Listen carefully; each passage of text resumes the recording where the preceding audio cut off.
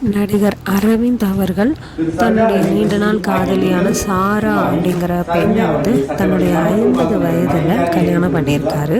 இவர் சென்னை 6,28,000 கோவா போன்ற திரைப்படங்களில் நடித்து பிரபலமானவர் இந்த நடிகர்.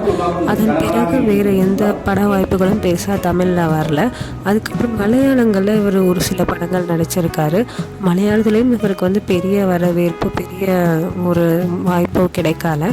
ரொம்ப நாளைக்கு அப்புறம் இப்போது இவர் தன்னுடைய 50வது வயதில் திருமணம் பண்ணியிருக்கிறது கொஞ்சம் பேச்சு பொருளாக இருக்குது. சாரா அவர்களை அரவிந்த் அவர்கள் ஒரு ஏர்போர்ட்டில் மீட் பண்ணியிருக்காங்க. அதுக்கப்புறம் அவர்கள் 2 பேரும் நண்பர்களாக பழகி கொஞ்ச நாளைக்கு அப்புறம் அவங்களுடைய நட்பு காதலாக மலர்ந்திருக்கு. அந்த காதலை இப்போ திருமணம் செஞ்சுருக்காங்க. சாராங்கிற பெண் சிங்கப்பூரை நேட்டிவாக கொண்ட பெண். சிங்கப்பூரில் செட்டிலான ஒரு தமிழ் குடியை சேர்ந்த ஒரு பெண் தான் சாரா. அவங்கள அரவிந்த் அவர்கள் காதலிச்சு திருமணம் செஞ்சுருக்காங்க. இவங்களுடைய திருமணம் சிங்கப்பூரில் கவர்மெண்ட்டில் அவங்களுடைய ரிஜிஸ்டர் முறைப்படி நடந்திருக்கு. ரிஜிஸ்டர் மேரேஜ், சிங்கப்பூர் அரசாங்கத்தில் ரிஜிஸ்டர் மேரேஜ் பண்ணியிருந்திருக்காங்க.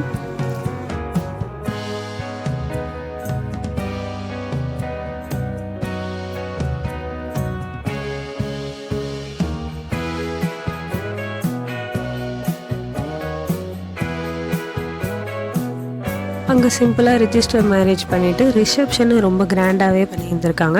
அந்த ரிசப்ஷனுக்கு பார்த்திங்கன்னா தமிழ்நாட்டிலேருந்து வெங்கட் பிரபு அவர்கள், பிரேம்ஜி அவர்கள், வைபு அவர்கள், கல்யாண் மாஸ்டர் அவர்கள், அந்த மாதிரி அந்த சென்னை 28 அந்த கேங்கில் இருந்த வசந்த் அவர்கள் எல்லாருமே அவங்களோட அந்த கல்யாணத்தை அட்டன் பண்ணியிருந்திருக்காங்க.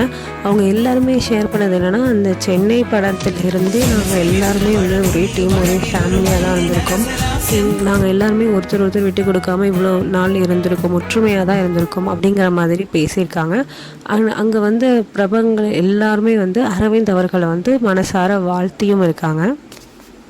இந்த வீடியோ உங்களுக்கு பிடிச்சிருந்தால் லைக் பண்ணுங்கள், ஷேர் பண்ணுங்கள், கமெண்ட் பண்ணுங்கள், மறக்காமல் சப்ஸ்கிரைப் பண்ணுங்கள். தேங்க்யூ.